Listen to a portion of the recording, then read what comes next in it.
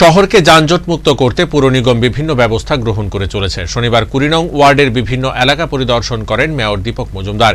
সঙ্গে ছিলেন পুর কমিশনার শৈলেশ যাদব সহ অন্যান্যরা। তুলসীবতী স্কুলের পেছন দিকে কিছু দোকান রাস্তার উপর সরকারি জায়গায় চলে এসেছে, যেগুলিকে ভাঙার জন্য বলেন মেয়র।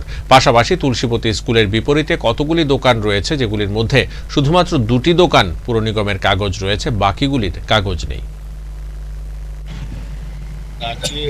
শহরে জায়গা আমরা বিক্রি করেছি মূলত যানজট ক্লিয়ার করার জন্য, বিশেষ করে মুন্সিপাল বালিকা বিদ্যালয়ের পিছন দিকে যে কাঁচারাপট্টি আপনার অবহিত ক্লাব সম্পূর্ণ দোকানগুলি আত্মদান দোকান আছে, তারা বেআইনিভাবে অনেক বছর যাবৎ এই রাস্তার পাড়ে তারা ব্যবসা করছিল। তো আমরাও তাদের সঙ্গে আলোচনা করছি, বিভিন্ন পর্যায়ে সার্ভে করে দিয়েছি কিছুটা রাস্তায় যে যানজট তৈরি হয়, যেটা লক্ষ্মীবতী কাঁচারাপট্টি আছে, অনেক গাড়ি চলাচল হয়, কিন্তু দোকানগুলি যদি কিছুটা বাধাপ্রাপ্ত হতো, সেই কারণে আমরা দোকানগুলিকে ব্যবহার করিয়ে দিয়ে তাদেরকে তারা সম্মত হয়েছে। আমি আশা করব কয়েকদিনের মধ্যেই ছেড়ে নেবে, রাস্তাটা প্রশস্ত হবে।